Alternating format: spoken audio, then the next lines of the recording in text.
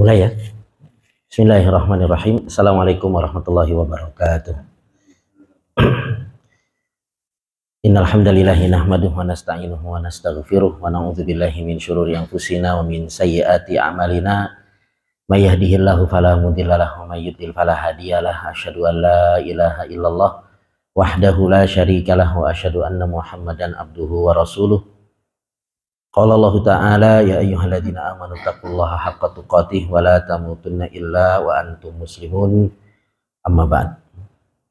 Baik, para jamaah yang dimuliakan oleh Allah, alhamdulillah kita bersyukur kepada Allah Subhanahu wa taala atas segala limpahan nikmat dan karunia yang Allah Subhanahu wa taala berikan kepada kita. Salawat dan salam semoga tercurahkan kepada Nabi kita Muhammad sallallahu alaihi wasallam beserta keluarganya, sahabatnya, tabi'in, tabi'ut tabi'in, dan orang-orang yang senantiasa mengikuti risalahnya hingga akhir zaman.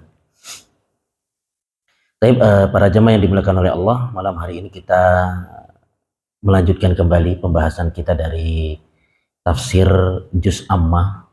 Kita masuk ke surat yang baru, yaitu surat At-Tariq. Ya, surat At-Tariq. Apa pokok bahasan dalam surat At-Tariq ini? Pokok bahasannya adalah yang pertama, penetapan akan adanya malaikat yang menjaga manusia. Penetapan akan adanya malaikat yang menjaga manusia. Ini pada ayat in kullu nafsin lamma 'alaiha hafidz. Kemudian yang kedua adalah penetapan akan adanya hari kebangkitan. Penetapan akan adanya hari kebangkitan. Ini pada ayat innahu ala raj'ihi laqadir. Innahu ala raj'ihi laqadir. Kemudian yang ketiga adalah penetapan bahwasanya Al-Quran itu hak. Bahwasanya Al-Quran itu hak. Pada ayat innahu laqaulun fasl wa ma huwa bil hazl. Kemudian yang keempat adalah ancaman bagi orang-orang kafir. Ancaman bagi orang-orang kafir. Innahum yakiduna kaida wa akidu kaida. Ini pokok bahasan yang ada dalam surat At-Tariq.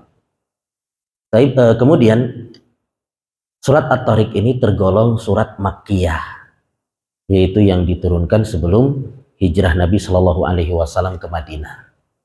Dalil yang menunjukkan bahwasanya surat At-Tariq ini adalah surat Makkiyah, bahwasanya Nabi Shallallahu Alaihi Wasallam pernah membaca surat ini ketika beliau di Taif. Ketika beliau di Taif, itu tahun berapa? Beliau ke sana untuk minta pertolongan tahun 10 kenabian, ya, tahun 10 kenabian, dan ini belum hijrah, ya. Hijrah itu sekitar tahun berapa? 13 atau 14 kenabian, ya, itu terhitung 1 Hijriah. Jadi dalil yang menunjukkan bahwasanya At-Tariq ini adalah Makkiyah, yaitu Nabi Shallallahu Alaihi Wasallam sudah membacanya ketika beliau berada di Taif. Kemudian disebutkan bahwa Nabi Shallallahu Alaihi Wasallam pernah membaca surat At-Tariq ini pada salat zuhur dan asar. Sebagaimana dari Jabir bin Samurah disebutkan, anna Rasulullah Shallallahu Alaihi Wasallam kana yaqra'u fi dzuhri wal asri was sama idzatil buruj was sama iwat tariq wa syabahaha. Ya, bahwasanya Nabi Shallallahu Alaihi Wasallam dahulu pernah membaca di salat zuhur dan asar was sama idzatil buruj dan was sama iwat tariq dan yang semisalnya. Ini sudah pernah kita jelaskan bahwa Al-Quran itu kan terbagi-bagi, ya. Ada yang disebut dengan tiwalul mufassal, ada wasatul mufassal, ada kisarul mufassal. Tiwalul mufassal yang panjang pembatasnya, ya. Itu dari surat apa? Dari surat Al-Hujurat, ya, dari surat Al-Hujurat sampai surat Al-Mursalat, ya. Kemudian yang wasatul mufassal, yang pertengahan, itu adalah dari surat Amma Yatasaalun sampai Walaili idza yaghsha. Kemudian Qisarul Mufassal itu dari surat Ad-Duha sampai An-Nas. Nah, ini disebutkan kalau sholat subuh dianjurkan bacanya Tiwalul Mufassal, dari Al-Hujurat sampai Al-Mursalat, atau dari Qaf sampai Al-Mursalat. Kalau sholat duhur, asar, isya dianjurkan baca wasatul mufassal. Kalau maghrib dianjurkan baca Qisarul Mufassal. Ya, makanya di sini disebutkan Nabi Shallallahu Alaihi Wasallam sholat duhur, asar pernah baca surat Al-Buruj dan surat At-Tariq. Ini menunjukkan bahwa ketika kita sholat itu kita melihat kondisi makmum. Ya, jangan kita ketika sholat itu sambil murojaah, ya, akhirnya bacanya yang panjang, akhirnya makmum merasa terganggu, ya, artinya lama, ya, padahal mereka punya hajat, punya kesibukan. Sebutkan ada seorang mahasiswa Indonesia pernah cerita, seorang syekh, ya, namanya itu Abdul Aziz Al-Syekh, pernah datang ke kampus ngisi pengajian antara maghrib dan isya. Selesai pengajian, sholat isya, beliau jadi imam, baca surat Al-A'la, ya. Kemudian selesai sholat, syekh ini sholat sunnah, ditungguin sama mahasiswa ini, mungkin dia mau ada pertanyaan, ya. Diajak makan, nanti saya mau ketemu dulu. Ternyata syekhnya ini sholat sunnahnya itu kurang lebih 1 jam. Ya, temannya yang ngajak makan sudah pergi makan, balik syekhnya masih apa? Masih sholat. Jadi ini yang benar. Artinya kalau kita sholat sendiri baru kita panjangkan sholat kita. Taib, a'udzubillahi minasyaitonirrajim. Bismillahirrahmanirrahim. Wassama'i wattariq. Demi langit dan yang datang pada malam hari. Di sini Allah Subhanahu wa taala bersumpah dengan as-sama, yaitu langit, ya. Dan sudah kita sering jelaskan bahwa Allah Subhanahu wa taala berhak bersumpah dengan makhluknya. Kalau kita sebagai hamba tidak boleh bersumpah kecuali atas nama Allah. Kalau kita bersumpah atas nama selain Allah, maka kita melakukan apa? Kesyirikan. Dalam hadis disebutkan man halafa bi ghairillahi faqad asyrak. Siapa yang bersumpah atas nama selain Allah, maka dia telah melakukan kesyirikan. Adapun Allah Subhanahu wa taala, maka Allah berhak bersumpah atas nama makhluknya. Dan ketika Allah bersumpah atas nama makhluknya, menunjukkan makhluknya itu adalah makhluk yang mulia, makhluk yang agung. Di sini Allah bersumpah dengan langit, dan langit merupakan makhluk Allah yang paling besar yang pernah dilihat oleh manusia. Ada yang lebih besar nggak dari langit? Ada, apa itu? Arsy, ya. Tapi kita nggak pernah melihat arsy. Maka yang paling besar yang pernah dilihat oleh manusia adalah langit. Di langit itu ada bulan, ada matahari, ada bintang, dan di mana kita berada pasti kita melihat langit. Dan juga langit bisa dilihat di siang dan juga di malam hari. Kemudian yang kedua, Allah Subhanahu wa taala bersumpah dengan At-Tariq. Apa itu At-Tariq? At-Tariq itu adalah yang datang di malam hari. Ya, At-Tariq itu artinya adalah yang datang di malam hari. Dan kata At-Tariq ini pernah disebutkan dalam hadis, yaitu Nabi Shallallahu Alaihi Wasallam bersabda, "Idza qadima ahadukum lailan, fala ya'tiyanna ahlahu turuqan." Apabila salah seorang dari kalian datang di malam hari, maka janganlah ia mendatangi istrinya, ya. Hatta tastahid dal magibah wa tamtashitos sya'isah. Sampai istrinya itu apa? Dia siap-siap mencukur bulu kemaluannya dan menyisir rambutnya. Jadi di sini disebutkan idza qadima ahdukum lailan fala ya'tiyanna ahlahu turuqan. Jangan dia mendatangi apa? Istrinya di malam hari. Jadi tarik itu artinya adalah yang datang di malam hari. Dan pelajarannya dari hadis ini adalah kita nggak boleh datang menemui istri kita itu diam-diam untuk memberikan kejutan, ya. Nggak boleh kita datang dari safar, datang di malam hari, kita nggak kasih kabar. Tiba-tiba kita apa? Muncul. Ini nggak boleh. Ya. Nabi Shallallahu Alaihi Wasallam melarang. Fala ya'tiyana, jangan dia mendatangi apa? Keluarganya di malam hari. Sampai istrinya itu siap-siap. Ya, karena biasanya malam hari itu wanita dia tidak siap-siap. Ya, dia tidak cukur bulu kemaluannya, dia tidak nyisir rambutnya.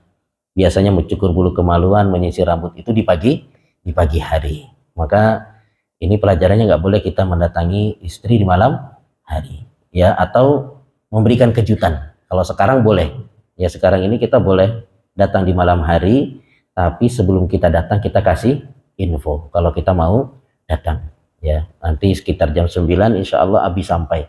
Ini boleh, tapi ngasih kejutan ini tidak boleh. Apalagi untuk mencari-cari kesalahan. Ya, untuk mencari-cari kesalahan. Sebagaimana Nabi Shallallahu Alaihi Wasallam bersabda dari sahabat Jabir bin Abdullah, beliau berkata, "Naha Rasulullah Shallallahu Alaihi Wasallam ayat rukar rojulu ahlahu lailan." Ayat rukah, ya tarik. Rasul Shallallahu Alaihi Wasallam melarang seseorang mendatangi istrinya di malam hari untuk mencari tahu apakah istrinya berkhianat kepadanya atau mencari-cari kesalahannya. Ya, nggak boleh. Ini menunjukkan kita nggak boleh saling suudzon, ya, saling suudzon, ngecek HP suami, ya, atau kita ngecek HP istri kita, atau istri kita senyum-senyum ketika WA-an, kita nggak boleh apa suudzon, ya, sama istri kita.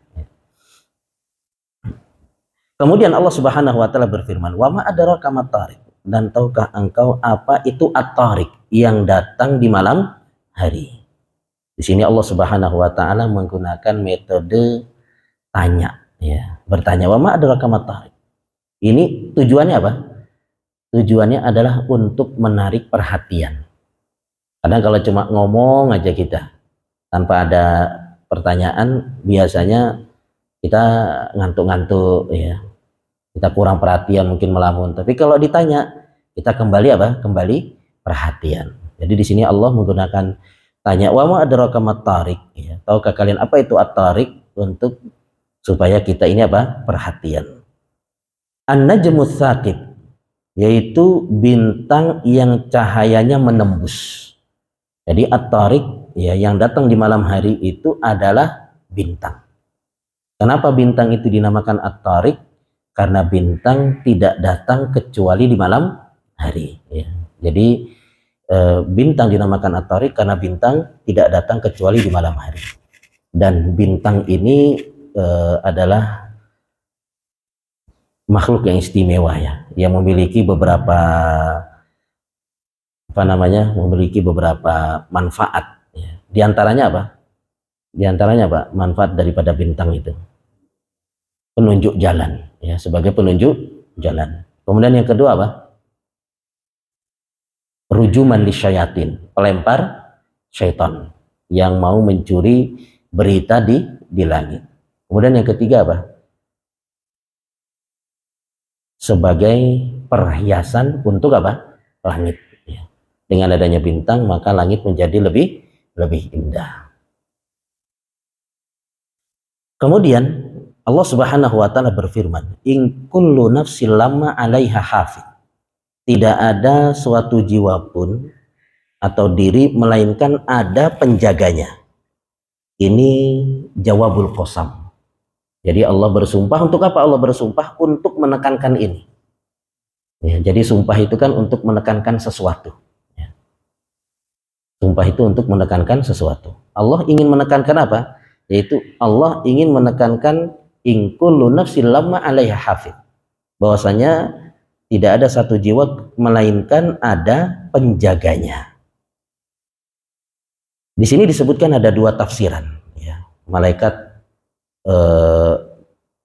penjaga manusia, ya. Yang pertama adalah malaikat yang mengawasi manusia. Jadi tafsiran yang pertama adalah malaikat yang mengawasi manusia. yang mencatat setiap apa yang diucapkan oleh manusia, mencatat setiap apa yang dilakukan oleh manusia. Dan apapun yang dilakukan oleh manusia, perbuatan yang kecil maupun yang besar, perkataan yang kecil maupun perkataan yang besar, semuanya dicatat oleh malaikat. Semuanya dicatat oleh malaikat. Allah Subhanahu wa taala mengatakan dalam surat Al-Kahfi, apa ayatnya? Orang kafir nanti mengatakan, "Mali hadzal kitab la yughadiru shaghiratan wala kabiratan illa ahsaha." Kitab apa ini? Yang kecil, yang besar, semuanya apa? Semuanya ditulis. Jadi ini membuat kita hendaknya waspada ya, dengan apa yang kita ucapkan, dengan apa yang kita perbuat, sekalipun kita melakukan suatu kemaksiatan itu di tempat yang sepi, nggak ada orang yang melihat, ada malaikat yang mencatat apa yang kita lakukan. Jadi sejatinya yang mengisi kitab itu siapa? Yang mengisi kitab itu kita. Yang mencatatnya adalah apa? Malaikat. Maka kita berusaha supaya catatan amal kita itu isinya adalah amal-amal soleh. Dan yang dicatat oleh malaikat juga adalah apa yang terbetik dalam hati kita. Jadi apa yang terbetik dalam hati kita itu dicatat oleh malaikat. Jadi Allah Subhanahu wa taala menjadikan malaikat yang mengawasi kita ini mengetahui apa yang ada dalam hati kita. Sebagaimana disebutkan dalam hadis, Nabi Shallallahu alaihi wasallam bersabda, "Man hamma bihasanatin falam ya'malha katabahallahu indahu hasanatan kamilah." Barang siapa yang punya keinginan untuk melakukan kebaikan, namun dia nggak jadi mengerjakannya, maka akan dicatat oleh malaikat ya kebaikan yang sempurna. Wa in hamma biha, kalau dia sudah punya keinginan untuk melakukan kebaikan, fa'amilaha, kemudian dikerjakan, katabahallahu azza wa jalla indahu asyra hasanatin ila sab'i mi'ati di'fin. Ya, kalau kita jadi mengerjakannya, maka dicatat oleh Allah Subhanahu wa taala 10 kebaikan sampai 700 kali lipat, sampai berkali-kali lipat yang banyak. Dan kebalikannya, ketika kita punya niat untuk mengerjakan keburukan dan kita tidak jadi mengerjakannya, maka ditulis satu apa? Kebaikan. Dan kalau kita sudah niat melakukan keburukan dan akhirnya kita lakukan, maka ditulis satu apa? Satu keburukan. Jadi kita punya keinginan ya, atau kita merenung saja untuk suatu kebaikan, itu sudah ada apa? Ada pahalanya. Atau kita merenung saja untuk suatu keburukan, maka itu sudah ada dosanya. Sebagaimana yang pernah dilakukan oleh siapa? Yang dia berpikir keras untuk menghina Al-Quran. Siapa yang pernah berpikir keras untuk menghina Al-Quran? Di zaman Nabi Shallallahu Alaihi Wasallam. Siapa namanya? Yang Allah sebut dalam surat Al-Muddathir. Innahu fakkara wa qaddar. Fakutila kaifa qaddar, summa kutila kaifa qaddar. Dia berpikir keras untuk menjatuhkan Al-Quran. Namanya adalah Al-Walid bin Mughirah. Al-Walid bin Mughirah, pernah dengar nggak nama ini?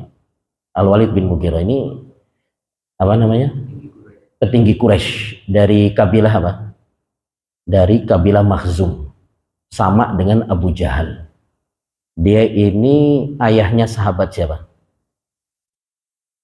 Kira-kira sahabat siapa? Khalid bin Walid.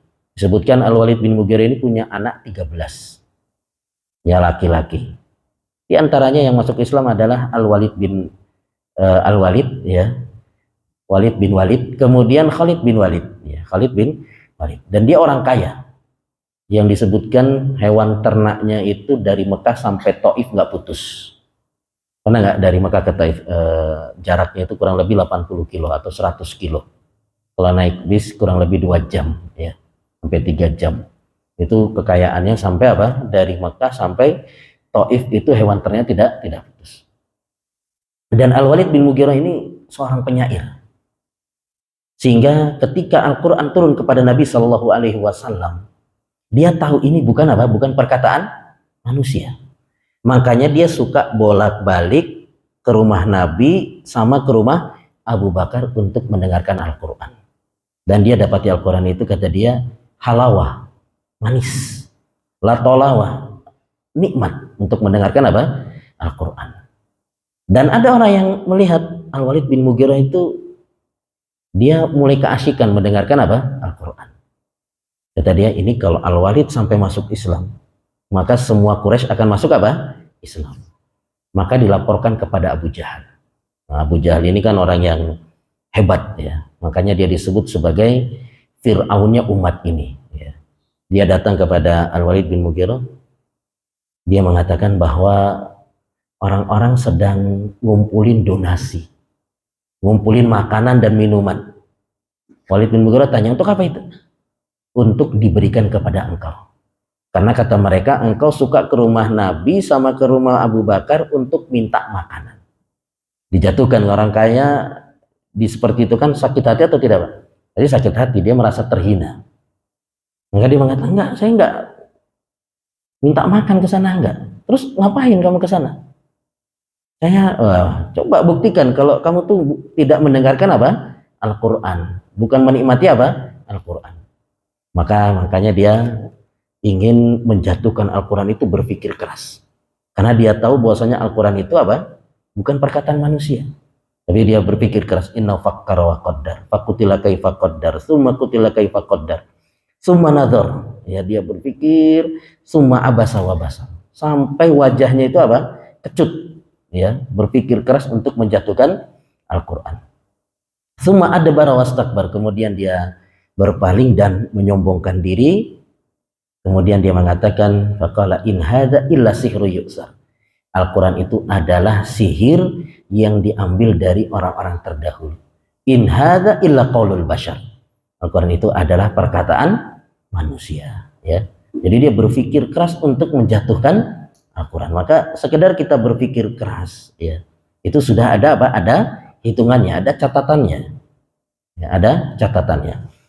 Tapi jemaah yang dimuliakan oleh Allah, ini tafsiran yang pertama terkait dengan ayat in kullu nafsin lamma 'alaiha hafidz. Adapun tafsiran yang kedua adalah bahwasanya ada malaikat yang menjaga. Ada malaikat yang menjaga kita. Terutama ketika ada musibah. Maka dijaga kita oleh malaikat sehingga kita selamat dari musibah. Jadi kalau misalkan ada musibah, kemudian hanya ada 2 orang yang selamat. Padahal bisnya itu jatuh ke jurang, guling-guling, terbakar. Tapi masih ada yang selamat. Ya. Dia selamat itu bukan karena dia sakti. Tapi karena apa? Dijaga oleh malaikat. Terus yang mati itu nggak dijaga, Pak? Yang mati dijaga atau tidak, Pak? Ya. Jadi seorang itu dijaga oleh malaikat ketika memang belum datang apa? Ajalnya. Kalau sudah datang ajalnya maka malaikat menyingkir. Yang datang adalah malaikat maut. Sebagaimana yang Allah Subhanahu wa taala sebutkan dalam surat Al-An'am ayat 61. Wa yursilu 'alaikum hafadzah. Allah kirim malaikat-malaikat penjaga. Hatta idza jaa ahadakumul maut tawaffatu rusuluna wa hum la yufarritun. Sampai ketika mereka ini sudah datang ajalnya, maka Allah utus malaikat ya untuk mencabut nyawa dia. Jadi nggak tengkar malaikat penjaga sama malaikat apa? Maut nggak tengkar. Jadi kalau memang sudah waktunya dia meninggal, ya malaikat penjaga ini apa? Menyingkir. Yang datang malaikat maut untuk mencabut nyawanya. Intinya adalah bahwa kita ini dijaga oleh malaikat, ada malaikat penjaga. Dan malaikat penjaga ini mereka bergantian menjaga kita. Sebagaimana yang Allah Subhanahu wa taala sebutkan dalam surat Ar-Ra'd ayat yang ke-11. Lahu mu'aqibatun min baini yadayhi wa min khalfihi yahfazunahu min amrillah. Bahwasanya ada malaikat yang menjaga secara bergantian di depan dan juga di belakang. Jadi malaikat yang menjaga itu ada di depan sama di belakang. Adapun malaikat pengawas yang mencatat segala apa yang kita ucapkan dan apa yang kita lakukan itu ada di samping kanan dan kiri. Jadi kita ini kemana-mana ditemani berapa malaikat? Berapa malaikat yang menemani kita ibaratnya, yang menjaga, ya? Ada 8. Setiap hari itu ada 8. 4 di siang hari, 4 di malam hari, ya. Jadi yang mengawasi itu kanan kiri, ya. Kemudian yang menjaga depan dan belakang. Dan mereka bersif-sif bergantian. Malam sama apa? Siang. Kapan bergantiannya itu kapan bergantiannya? Ya, di saat sholat subuh sama sholat asar, ya, sama sholat asar. Jadi malaikat bergantian untuk menjaga kita. Itu shiftnya dari sholat subuh sama sholat apa? Asar. Jadi saat subuh datang maka malaikat penjaga siang turun, malaikat penjaga malam apa? Naik ke langit. Saat asar datang malaikat penjaga siang naik, selesai tugas, malaikat penjaga malam apa? Turun. Ini sebagaimana yang disebutkan dalam hadis, ya. Jadi kita berbicara tentang malaikat ini harus berdasarkan apa? Dalil, karena ini termasuk perkara yang gaib. Jadi disebutkan malaikat itu bergantian, ya, dan mereka datang di waktu subuh dan asar. Ketika mereka naik, maka ditanya oleh Allah Subhanahu wa taala. Padahal Allah Subhanahu wa taala itu lebih tahu daripada mereka, ya, daripada malaikat Allah lebih tahu. Tapi Allah tanya kepada mereka, "Kaifa taraktum ibadi?" Bagaimana kondisi hambaku ketika kalian meninggalkannya? Maka malaikat menjawab, taraknahum wa hum yusallun. Kami meninggalkan mereka dalam kondisi mereka apa? Salat. Wa atainahum wa hum yusallun. Dan kami mendatangi mereka ketika mereka sedang salat. Ini pelajarannya apa? Pelajarannya hendaknya kita senantiasa menjaga salat 5 waktu tepat di waktunya. Supaya ketika malaikat itu datang kita dalam kondisi apa? Salat. Ketika kita ditinggalkan oleh malaikat yang jaga kita di siang hari, misalkan di waktu asar, kita dalam kondisi apa? Dalam kondisi salat. Dan salat subuh dan asar ini kan merupakan salat yang berat, ya. Salat subuh berat, asar juga apa? Berat, ya. Dan kita berusaha untuk dalam kondisi salat ketika, ya, subuh dan asar, karena itulah waktu malaikat bergantian menjaga kita. Kemudian Allah Subhanahu wa taala berfirman, "Falyanzuril insanu mimma khuliqa mimma indafid yakhruju min bainis sulbi wat taraib." Maka hendaklah manusia memperhatikan dari apa dia diciptakan. Dia diciptakan dari air yang dipancarkan, yang keluar di antara tulang sulbi laki-laki dan tulang dada perempuan. Falyanzuril insan. Falyanzur. Yanzur itu dari fi'il apa? Nadhoro, ya. Nadhoro artinya apa? Nadhoro artinya melihat, ya. Nadhoro artinya melihat. Kacamata bahasa Arabnya apa? Nadhoro, ya, nadhoro. Jadi nadhoro artinya adalah melihat. Namun di sini kita itu disuruh melihat dengan hati. Jadi melihat itu kan bisa dengan mata, bisa dengan apa? Hati. Nah, di ayat ini kita disuruh melihat dengan hati. Melihat dengan hati itu maknanya apa? Maknanya adalah merenung. Kita diperintah untuk memperhatikan dari apa kita diciptakan. Merenung ini suatu amalan atau suatu ibadah yang besar, bukan ibadah yang remeh, ya. Merenung itu, tafakur itu bukan ibadah yang remeh. Sampai-sampai disebutkan oleh Abu Darda radhiyallahu anhu,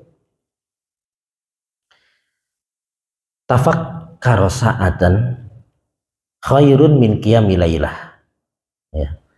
Tafakkur beberapa saat itu lebih baik daripada sholat sepanjang malam.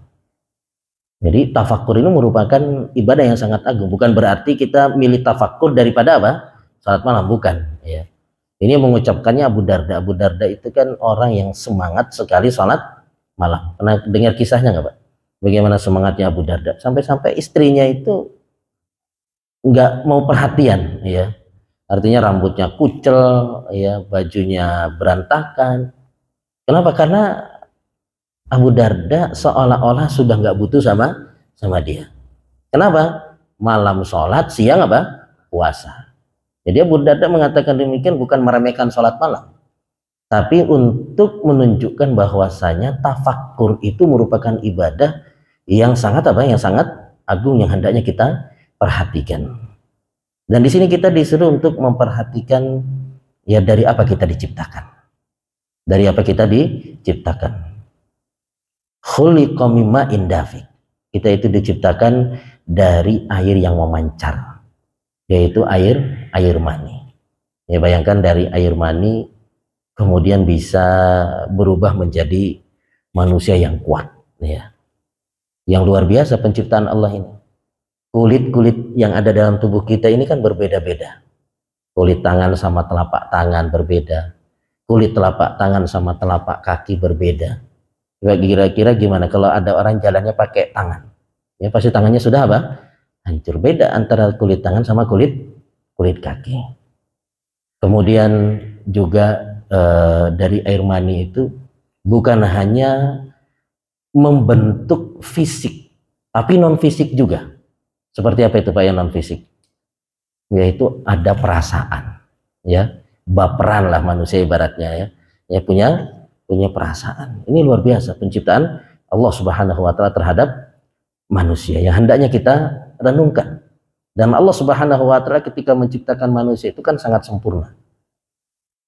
Sebagaimana Allah berfirman, laqad khalaqnal insana fi ahsani taqwim. Sungguh kami telah ciptakan manusia itu dengan penciptaan yang sebaik-baiknya. Tapi ada kalanya manusia itu nggak bersyukur. Sudah diciptakan dengan indah malah apa? Dirubah-rubah. Benar nggak Pak? Bibirnya udah bagus dibuat memble. Nah ini yang saya suka, ya sekarang ini suka agak heran, ya. Bagus-bagus bibir dibuat apa? Memble, dibuat besar, ya. Dia tidak merenungi, ya, ciptaan yang Allah Subhanahu wa taala telah ciptakan untuk apa? Dirinya. Sehingga dia merubah ciptaan Allah Subhanahu wa taala yang sudah indah untuk dirinya. Kemudian yang kedua, tujuan kita merenungi ciptaan Allah Subhanahu wa taala yang mana kita ini tercipta dari air mani, ya, adalah untuk supaya kita tidak menyombongkan diri. Kita ini tercipta dari air yang hina, yang Allah Subhanahu wa taala sebutkan di ayat yang lain surat As-Sajdah, mimma'in mahin, dari air yang hina. Seandainya ada orang, ya, dia mungkin habis berhubungan ya dengan istrinya, sehingga di sarungnya itu tersisa air mani, ya mohon maaf tersisa air mani. Kemudian dipakai sholat. Nah air mani itu biasanya kalau nempel di sarung atau di kain dia membentuk pulau, ya kelihatan. Kemudian ada yang lihat pulau itu di sarung kita. Kemudian dia menghampiri kita, kemudian dia tanya, ini apa ini mas? Kok ini apa namanya? Kelihatan kayak kotor, ini air apa ini? Kira-kira kita mau jujur atau enggak Pak? Habis kena kuah bakso ini. Padahal kita tahu itu adalah apa? Mani. Tapi kita malu kalau kita mau jawab itu adalah apa? Mani. Karena air mani air yang hina. Sehingga kita nggak mau jujur yang menyampaikan ini adalah air mani. Jadi air mani air yang hina. Maka kalau kita merenungkan bahwasanya kita tercipta dari air mani, air yang hina, ini bisa meredam kesombongan kita. Oleh karena itu ayat ini disebutkan asbabun nuzulnya adalah ada seorang musyrik namanya Abul Usyudain. Ada yang menyebutkan Abul Asyad. Nama aslinya adalah Usaid bin Kaladah. Jadi dia berada di atas karpet yang terbuat dari kulit, ya. Dia berdiri di situ, kemudian dia mengatakan kepada teman-temannya, siapa yang bisa menjatuhkan saya dengan menarik kulit ini, maka dia akan mendapatkan imbalan sekian dan sekian. Ya, jadi siapa yang bisa menjatuhkan saya dari kulit ini, dia akan mendapatkan apa? Imbalannya. Dia mengatakan demikian karena dia merasa dirinya itu apa? Kuat dan perkasa. Kemudian dia mengatakan bahwasanya Muhammad itu menyampaikan bahwa penjaga neraka itu ada 19. Apa ayatnya itu, Pak? Ya. Surat Al-Mudaththir ya. Ya, wa ma ja'alna ashaban nari illa malaikah wa ma ja'alna iddatahum illa fitnatan lil ladzina kafaru. Ya. Alaihatis ata asyar. Ya, ayatnya itu alaihatis ata asyar. Bahwasanya neraka itu dijaga oleh 19 malaikat. Muhammad menyampaikan bahwasanya neraka itu dijaga sama 19 malaikat. Maka dia mengatakan, 2 kalian habisi, sisanya 17 biar saya yang habisi. Merasa dirinya apa? Kuat. Jadi 2 kalian habisi, 17 malaikat ini biar saya yang habisi. Dalam riwayat yang lain dia mengatakan 10 saya yang habisi, sisanya 9 kalian yang habisi. Ya, dia merasa dirinya apa? Kuat, padahal malaikat itu besarnya bagaimana, Pak? Disebutkan kalau tidak salah malaikat pemikul arsy itu jarak antara telinga sampai ke pundak itu 700 tahun perjalanan. Ya. Jadi dia mau lawan apa? Malaikat. Sendirian bahkan, ya, sendiri lawan 10 atau ya 17 malaikat. Kadi turunlah ayat ini. Falyanzuril insanu mimma khuliq. Khuliqa mimmain dafiq. Ya. Coba renungkan, perhatikan dari mana manusia itu diciptakan. Bahwasanya manusia itu diciptakan dari air yang memancar, yaitu air yang hina. Yakhruju min bainis sulbi wat tara'ib. Yang keluar dari tulang sulbi laki-laki dan tulang dada perempuan. Jamaah yang dimuliakan oleh Allah, terkait dengan ayat ini ya, tadi sudah kita sebutkan untuk meredam kesombongan. Jadi kalau kita sombong, kita ingat bahwasanya kita tercipta dari air yang hina. Hanya ketika ada yang sombong ya di hadapan Hasan Al-Basri kalau tidak salah, kemudian Hasan Al-Basri mengatakan, apa yang kau sombongkan? Ya, padahal engkau itu keluar dari lubang kencing sebanyak 2 kali. Ya, dari air mani ayah dan ketika lahir dari lubang kencing apa? Wanita. Jadi kita ingat ayat ini ketika kita mau menyombongkan diri kita. Kemudian Allah Subhanahu wa taala berfirman, "Innahu ala raj'ihi laqadir." Sesungguhnya Allah benar-benar kuasa untuk mengembalikannya, yaitu hidup sesudah mati. Ayat ini ada beberapa tafsiran yang disebutkan oleh para ahli tafsir. Yang pertama adalah bahwa Allah mampu mengembalikan air mani yang sudah keluar ke tempatnya. Jadi andai kata air mani sudah keluar, itu kan udah nggak bisa lagi balik ya. Atau seperti air susu yang keluar dari puting kan sudah nggak bisa balik apa? Balik lagi ke puting susu. Tapi Allah Subhanahu wa taala mampu untuk apa? Mengembalikannya. Ada yang mentafsirkan bahwa Allah Subhanahu wa taala mampu mengembalikan manusia yang sudah terlahir menjadi wujud manusia, dikembalikan lagi menjadi apa? Air mani. Allah Subhanahu wa taala mampu. Ada juga yang mentafsirkan Allah mampu menjadikan manusia yang sudah tua menjadi apa? Muda kembali. Atau yang muda menjadi anak-anak kembali. Dan juga ada yang mentafsirkan, dan ini yang lebih kuat, yaitu Allah Subhanahu wa taala mampu untuk menghidupkan kembali orang-orang yang sudah mati. Yang mana ini yang tidak diimani oleh orang-orang kafir Quraisy. Mereka tidak mengimani bahwasanya ada hari kiamat, ada hari kebangkitan. Makanya diingatkan oleh Allah, inna ala raj'il qadir. Allah mampu untuk membangkitkan orang-orang yang sudah meninggal dunia. Tafsiran yang lain yang juga kuat adalah Allah Subhanahu wa taala mampu untuk mengembalikan orang-orang kafir ke dunia ketika sudah terjadi hari kiamat. Karena orang-orang kafir itu ketika mereka disiksa di dalam neraka, mereka minta dikembalikan lagi ke dunia. Untuk apa mereka minta dikembalikan ke dunia? Untuk apa, Pak? Untuk beramal ya yang berbeda dengan amalan yang sebelumnya. Sebelumnya kafir menentang Allah, maka minta dikembalikan untuk yang kedua supaya mengerjakan amal soleh. Ini sebagaimana yang Allah Subhanahu wa taala sebutkan dalam surat Fatir ayat yang ke-37. Wahum yastorikhuna fiha. Mereka berteriak ya ketika mereka berada di dalam neraka. Mereka mengatakan Rabbana akhrijna na'mal salihan ghairal ladzi kunna na'mal. Keluarkan kami dari sini ya Allah, untuk supaya kami mengerjakan amal saleh, amalan yang tidak akan kami kerjakan di amalan kami yang terdahulu. Artinya kami akan lebih soleh lagi. Kalau dahulu kami kafir, ingkar, sekarang kami mau mengerjakan amal soleh. Allah mampu, tapi Allah Subhanahu wa taala tidak memberi kesempatan yang kedua. Maka di sini kita hendaknya ya bersiap-siap untuk hari kiamat, jangan sampai kita menjadi orang yang menyesal nanti pada hari kiamat. Kemudian Allah Subhanahu wa taala berfirman, Yauma tublas sarair.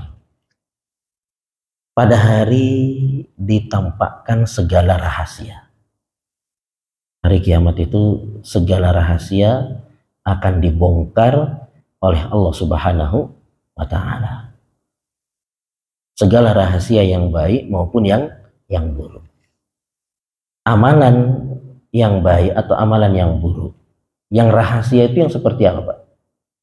Ya, amalan baik yang rahasia itu adalah amalan hati. Ya, amalan hati. Seperti ikhlas, ya. Kemudian seperti apa lagi amalan hati itu? Seperti khusyuk, ya. Ini amalan hati yang rahasia, nggak ada yang tahu. Kita sholat itu khusyuk atau tidak, nggak ada yang tahu. Makanya disebutkan Umar bin Khattab radhiyallahu anhu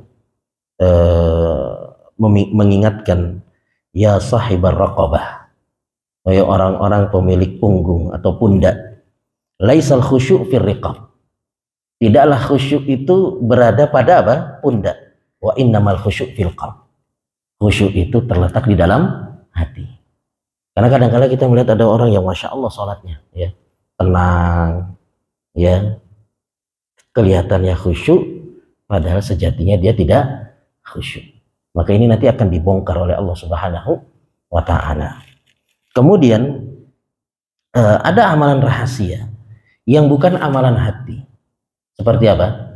Ya, seperti amalan-amalan yang kita kerjakan secara rahasia. Salat malam, ya. Kemudian sedekah. Sedekah itu kan dianjurkan kita mengeluarkannya secara rahasia.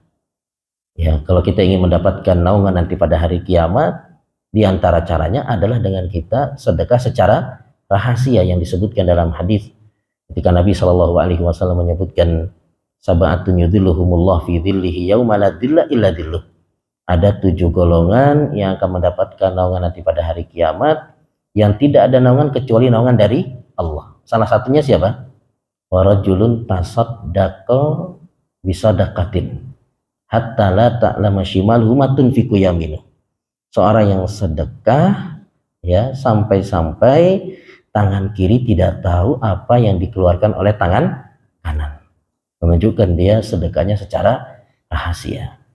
Dan dalam hadis yang lain Nabi Shallallahu Alaihi Wasallam mengatakan, Inna sadaqatas sirri tudfi'u ghadabar rabbi. Sesungguhnya sedekah secara rahasia itu dapat memadamkan murka Allah Subhanahu wa taala. Ya, jadi ada amalan-amalan baik yang rahasia. Dan asalnya kita mengerjakan suatu amalan itu memang apa? Rahasia. Untuk apa kita mengerjakan amalan secara rahasia? Untuk menjaga apa? Keikhlasan. Untuk menjaga keikhlasan. Di antara amalan rahasia juga yang bukan amalan hati adalah apa? Zikir. Zikir ini kita bisa rahasiakan. Kalau zikir setelah sholat kan semua orang tahu. Di zikir-zikir kita yang lainnya ya bisa kita apa? Rahasiakan. Terlebih zikir yang bisa dirahasiakan tanpa gerakan bibir. Itu zikir apa? Ada zikir yang kita bisa lakukan tanpa ada gerakan bibir.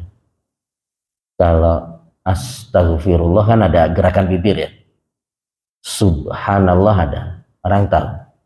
Ya. La ilaha illallah. La ilaha illallah kita bisa ucapkan tanpa menggerakkan apa? Bibir. Ya. Ini zikir yang luar biasa dan bisa kita rahasiakan. Kemudian amalan buruk ya, amalan buruk itu juga ada yang rahasia terkait dengan hati. Amalan buruk yang terkait dengan hati itu apa? Seperti riya ya. Kita nggak ada yang tahu kita riya ketika kita sholat ya, atau ketika kita sedekah, nggak ada yang tahu ya. Riya itu tempatnya di dalam hati. Kemudian diantara amalan buruk amalan hati juga hasad ya, nggak ada yang tahu kalau kita sedang apa? Hasad. Dan ini nanti semuanya akan dibongkar oleh Allah Subhanahu wa Ta'ala. Di antaranya juga adalah suudzon, ya, buruk sangka sama orang. Ya, buruk sangka ini juga merupakan amalan buruk hati. Ya. Dan disebutkan ada seorang imam yang dia pernah suudzon sama seseorang. Langsung dihukum oleh Allah, dia nggak bisa sholat malam sekitar selama 6 bulan. Jadi ketika dia melihat ada orang yang berdoa di masjid, terbetik dalam hatinya riya nih. Riya ya. Dia sudah suudzon ya sama saudaranya riya ya. Maka dia dihukum oleh Allah nggak bisa sholat malam selama 6 bulan. Dari mana dia bisa tahu? Gara-gara amalan itu dia terhalang untuk sholat malam. Dari mana Pak? Karena orang dulu itu, para imam itu dosanya sangat apa? Sedikit. Jadi dia bisa tahu, oh, ini gara-gara ini nih. Nah, kalau kita kan dosa kita sangat apa? Banyak, jadi kita nggak tahu ini gara-gara apa saya kok nggak bisa sholat malam. Jadi dia sampai mengira dia dihukum oleh Allah nggak bisa sholat malam gara-gara dia pernah apa? Suudzon. Nah kita kalau suudzon sama fulan, ini nanti akan dibongkar oleh Allah Subhanahu wa Ta'ala nanti pada hari kiamat. Kemudian ada juga amalan-amalan selain amalan hati yang buruk yang kita kerjakan secara diam-diam.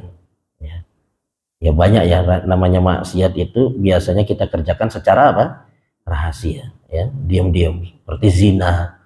Ini kan orang nggak ada yang berani apa mengumbar ketika dia sedang apa? Berzina, kecuali orang-orang yang hatinya memang sudah rusak sehingga ketika dia berzina malah apa? Di video, kemudian disebarkan. Ya, maka ini semua yang kita lakukan secara rahasia akan dibongkar oleh Allah Subhanahu wa Ta'ala, ya. Semuanya akan dibongkar oleh Allah. Dan ini juga pelajarannya adalah supaya kita ini lebih perhatian dengan amalan hati daripada amalan zahir. Supaya kita lebih perhatian dengan amalan hati daripada amalan zahir. Karena kebanyakan kita ini lebih perhatian sama yang zahir daripada yang batin, ya. Kita lebih perhatian sama yang zahir. Pakaian kotor sedikit kita apa? Berusaha untuk kita bersihkan. Dan ketika kita salat, ketika Nabi mengatakan sallu kama ra'aitumuni usolli, salatlah kalian sebagaimana kalian melihat aku salat, maka kita berusaha salat itu benar-benar persis dengan Nabi Shallallahu Alaihi Wasallam. Zahir kita perhatikan, tapi kekhusyuan yang merupakan amalan hati ini kita kurang apa? Kurang perhatian. Padahal nanti pada hari kiamat muamalah Allah kepada hambanya itu dengan hati, ya. Apa yang ada dalam hati hambanya. Kalau di dunia kan kita bermuamalah sesuai dengan yang zahir. Makanya Nabi Shallallahu Alaihi Wasallam itu tidak membunuh orang-orang munafik. Karena apa? Karena Nabi bermuamalah dengan mereka dengan yang zahir. Mereka menampakkan keimanan padahal menyembunyikan apa? Kekafiran. Kalau di dunia yang dilihat itu zahir, tapi nanti pada hari kiamat yang lebih dilihat oleh Allah itu adalah apa? Hati. Maka kita lebih perhatian dengan hati kita. Kita bersihkan hati kita dari segala keburukan, ya, riya, hasad dan yang lainnya. Kemudian Allah Subhanahu wa Ta'ala berfirman, "Fama lahu min quwwati wala nasir." maka sekali-kali tidak ada lagi manusia itu suatu kekuatan pun dan tidak pula seorang penolong. Nanti pada hari kiamat ya, kita tidak bisa mendapatkan pertolongan dari orang lain. Asalnya ya. Asalnya nanti pada hari kiamat nggak ada yang bisa menolong kita. Yang bisa menolong kita itu ya amalan kita. Makanya disebutkan ya, sedekah bisa menolong kita nanti pada hari kiamat. Sedekah bisa menolong kita nanti pada hari kiamat. Kita mendapatkan apa? Naungan ya. Nanti pada hari kiamat dengan sedekah yang sudah kita keluarkan. Kemudian Al-Quran bisa menolong kita ya. Iqra'ul Quran fa innahu ya'ti yaumal qiyamah syafi'an li ashabihi. Bacalah Al-Quran karena Al-Quran itu akan menjadi syafaat bagi orang yang membacanya. Jadi asalnya yang bisa memberikan pertolongan kepada kita itu adalah amalan kita. Adapun orang nggak bisa menolong kita. Nabi Shallallahu Alaihi Wasallam saja nggak bisa menolong keluarganya. Makanya Nabi Shallallahu Alaihi Wasallam itu ketika turun ayat wa andir ashiratakal akrabin, berilah peringatan kepada kerabat-kerabatmu yang terdekat. Maka Nabi Shallallahu Alaihi Wasallam kumpulkan keluarganya. Dipanggil oleh Nabi Shallallahu Alaihi Wasallam, ya Abbas bin Abdul Muttalib, la ugni angka minallahi syai'. Aku tidak bisa menolong engkau di hadapan Allah. Kalau Allah berkehendak buruk kepadamu, aku tidak bisa apa? Menolong. Wa ya Safiyah ammat Rasulillah, la ugni anki minallahi syai'a. Wahai Safiyah, bibinya Rasul, ya, aku tidak bisa menolong engkau seandainya Allah berkehendak buruk kepada engkau. Wa ya Fatimah binti Muhammad, wahai Fatimah anaknya Muhammad, ya, la ugni anki minallahi syai'a. Aku tidak bisa menolong engkau. Ini Nabi, nggak bisa menolong apa? Orang-orang yang terdekatnya. Bagaimana selain Nabi? Ya. Maka kita jangan percaya ketika ada orang-orang yang menawarkan pertolongan nanti pada hari kiamat. Ya. Jadi pengikutku nanti saya jamin kalian masuk apa? Surga. Jadi pengikutku nanti aku tidak akan masuk surga sampai aku pastikan kalian masuk ke dalam surga. Jangan percaya sama yang demikian. Karena tidak ada satupun orang yang bisa menolong kita nanti pada hari kiamat. Memang di hari kiamat ada yang namanya syafaat. Tapi belum tentu kita mendapatkan apa? Syafaat. Belum tentu orang-orang yang dekat dengan kita itu mau memberikan syafaatnya untuk apa? Untuk kita. Maka sejatinya yang bisa menolong kita nanti pada hari kiamat adalah amal saleh kita. Jangan kita terlalu bergantung kepada orang lain. Fama lahu min quwwatin wala nasir. Kemudian Allah Subhanahu wa taala berfirman, was-sama idzatir raja. Demi langit yang mengandung hujan. Wal ardi dzatis sad, dan bumi yang mempunyai tumbuhan. Ini sumpah yang kedua ya, yang ada dalam surat At-Tariq ini. Apa hubungan antara sumpah yang pertama dengan sumpah yang kedua? Disebutkan oleh Syekh Muhammad bin Shalih Al-Utsaimin rahimahullah, hubungannya itu adalah pada sumpah yang pertama Allah mengatakan was-sama'i wat-tariq, demi langit dan at-tariq yang datang di malam hari. Dan yang datang di malam hari itu apa tadi? Bintang ya.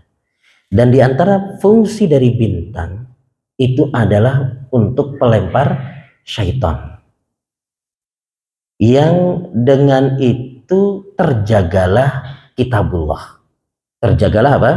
Al-Quran ya. Jadi fungsi daripada bintang itu diantaranya untuk melempar syaitan, untuk menjaga apa? Untuk menjaga Al-Quran dari pencurian apa? Syaitan. Dan di sumpah yang kedua ini Allah Subhanahu wa taala untuk menekankan apa? Yaitu untuk menekankan Al-Quran. Innahu laqaulun fasl. Sesungguhnya Al-Quran itu adalah ya pembeda antara hak dan yang batil. Jadi kaitan antara sumpah yang pertama dengan sumpah yang kedua adalah untuk menekankan akan apa? Akan nikmat Al-Quran. Bahwasanya Al-Quran itu hayah, kehidupan. Ya, ar-raja itu adalah hujan, dan hujan itu untuk menumbuhkan tanah yang sudah mati. Ya, tanah yang sudah mati kalau kena air hujan maka dia akan apa? Tumbuh. Ya, ditandai dengan wal ardi dzatis sadq, tanah yang membelah karena keluar tumbuhan dari apa? Dari dalam. Begitu juga dengan Al-Quran. Al-Quran itu adalah penghidup hati yang telah apa? Mati. Jadi hati yang tidak pernah disirami dengan Al-Quran, maka hati itu akan apa? Akan mati. Sebagaimana tanah atau tanaman yang tidak pernah terkena air hujan, maka dia akan apa? Akan mati. Oleh karena itu hendaknya kita perhatian dengan apa? Dengan Al-Quran. Dan di sini Allah Subhanahu wa taala mengatakan innahu laqaulun fasl. Sesungguhnya Al-Quran itu adalah pembeda antara yang hak dengan yang batil. Maka segala yang datang ya dari Al-Quran hendaknya kita imani. Wajib bagi kita untuk mengimaninya. Dan apabila ada perkataan manusia bertentangan dengan Al-Quran dan hadis, maka kita mengambil ya yang dari Al-Quran dan yang hadis dan meninggalkan perkataan manusia. Jadi kita harus mendahulukan firman Allah dan hadis Nabi Shallallahu Alaihi Wasallam daripada perkataan manusia. Wa ma huwa bil hazl, dan Al-Quran itu bukanlah senda gurau. Oleh karena itu nggak boleh kita jadikan Al-Quran, ayat-ayat Al-Quran sebagai lawakan. Ya, ini harus kita garis bawahi. Bahwasanya kita nggak boleh menjadikan Al-Quran sebagai apa? Lawakan. Karena Al-Quran itu bukan senda gurau. Semua yang ada di dalam Al-Quran itu bermanfaat meskipun kita tidak memahami maknanya. Apa yang kita tidak bisa pahami maknanya, dan semua orang nggak bisa memahami maknanya, biarpun ulama, yaitu seperti huruf muqatta'ah, alif lam mim, qaf, nun, ya. Meskipun kita nggak paham, tapi apa? Tapi ini bermanfaat. Jadi tidak ada di dalam Al-Quran itu suatu yang sia-sia. Bahkan kisah-kisah dalam Al-Quran itu bukan dongeng. Ya, kisah-kisah dalam Al-Quran bukan dongeng. Kisah-kisah dalam Al-Quran itu syarat akan apa? Ibrah dan pelajaran. Ya, nggak ada dalam Al-Quran itu kisah kancil nyolong mentimun, nggak ada. Ya, jadi dalam Al-Quran itu kisah-kisah para nabi yang di situ syarat akan pelajaran. Kemudian Allah Subhanahu Wa Taala berfirman, innahum yakiduna kaida wa akidu kaida. Sesungguhnya orang kafir itu merencanakan tipu daya yang jahat dengan sebenar-benarnya, dan aku pun membuat rencana pula dengan sebenar-benarnya. Famahilil kafirina amhilhum ruwaida, karena itu beri tangguhlah orang-orang kafir itu, yaitu beri tangguhlah mereka itu barang sebentar. Ayat ini yang pertama, Allah Subhanahu wa Ta'ala itu tidak akan membuat tipu daya kalau mereka tidak membuat tipu daya. Jadi kita nggak boleh mengatakan ya Allah Subhanahu wa Ta'ala itu sang pembuat tipu daya, nggak boleh. Tapi Allah Subhanahu wa Ta'ala membuat tipu daya kalau hambanya membuat tipu daya sebagai bentuk apa? Balasan. Makanya al-makir, pembuat tipu daya, itu bukan nama Allah ya. Jadi al-makir itu bukan nama Allah. Nggak boleh kita kasih nama anak kita dengan Abdul Makir ya, yang artinya adalah hamba dari sang pembuat tipu daya. Allah itu nggak buat tipu daya kalau hambanya tidak membuat apa? Tipu daya. Sebagaimana firman Allah yang lainnya, wa makaru wa makarallah. Mereka buat makar, maka Allah Subhanahu wa Ta'ala juga akan buat makar kepada mereka. Tapi jemaah yang dimuliakan oleh Allah, ayat ini, 3 ayat terakhir ini sebagai bentuk hiburan kepada Nabi Shallallahu Alaihi Wasallam, yaitu ketika orang-orang kafir membuat tipu daya untuk membunuh Nabi Shallallahu Alaihi Wasallam, maka Allah Subhanahu Wa Ta'ala menyelamatkan nabinya, yaitu ketika Nabi Shallallahu Alaihi Wasallam mau hijrah ke Madinah. Ketika Nabi mau hijrah ke Madinah, maka orang-orang kafir berkumpul di mana? Apa namanya? Tempat perkumpulan orang-orang kafir Quraisy itu namanya adalah Darun Nadwah. Ya, di situ mereka berkumpul. Bahkan dalam perkumpulan ini hadir pula iblis yang menyamar jadi manusia tua. Ya, hadir iblis yang menyamar menjadi manusia tua, orang tua, sosok yang ibaratnya yang berwibawa. Kemudian orang-orang itu mengusulkan apa kepada Nabi? Yaitu ada yang mengatakan sudah kita penjarakan saja Nabi. Kata iblis jangan, ya. Ini Muhammad bisa memberikan apa? Pengaruhnya kepada orang-orang yang ada di sekitarnya. Kemudian dari mengatakan sudah kita usir saja Muhammad. Kata iblis jangan. Ya, Muhammad ini punya akhlak yang mulia. Dia pasti bisa memberikan pengaruh positif kepada orang-orang yang ada di sekitarnya. Kemudian ada yang usul bagaimana kalau kita bunuh saja. Ketika ada yang usul bagaimana kita bunuh saja, ini semua terdiam. Iblis pun apa? Diam. Kenapa nggak ada yang berani membunuh Nabi? Kenapa? Karena di belakang Nabi ini ada keluarganya Bani Hashim yang pasti akan membela darah Nabi yang tumpah. Ya, ketika Nabi dibunuh pasti Bani Hashim, Bani Abdul Muttalib, Bani Abdi Manaf tidak akan apa? Tinggal diam. Pasti akan menuntut balas. Makanya nggak ada yang berani mengiyakan ketika ada yang usul bagaimana kalau kita bunuh Nabi. Iblis juga diam. Ya, iblis yang nyamar jadi orang tua ini apa? Diam. Maka kemudian Abu Jahal yang disebut ya lebih iblis daripada iblis, dia mengatakan apa? Kita bunuh Muhammad dengan cara kita pilih di setiap kabilah itu anak muda yang kuat. Maka mereka serentak membunuh Muhammad. Ya.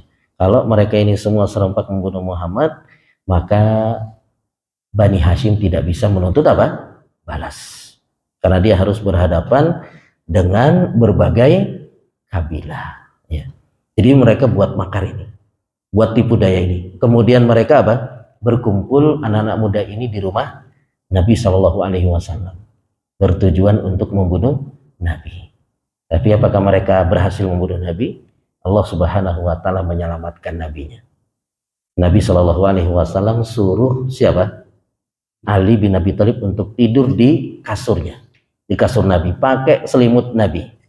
Sehingga ketika mereka datang, mereka lihat, oh Muhammad masih apa? Tidur. Padahal Nabi Shallallahu Alaihi Wasallam sudah berencana untuk keluar. Dan Nabi Shallallahu Alaihi Wasallam keluar melewati mereka. Mereka sedang berjaga-jaga, tapi mereka tidak melihat Nabi Shallallahu Alaihi Wasallam ketika keluar. Ya. Jadi mereka buat tipu daya, Allah Subhanahu Wa Taala membalas tipu daya mereka. Wallahu taala alam.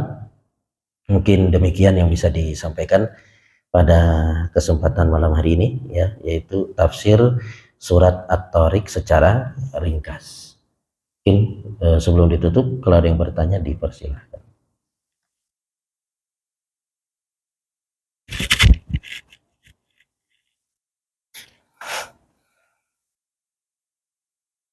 Cukup ya. Baik, kita cukupkan dengan membaca doa kafaratul majelis. Subhanakallahumma bihamdik, asyhadu an la ilaha illa anta astaghfiruka wa atubu ilaik. Assalamualaikum warahmatullahi wabarakatuh.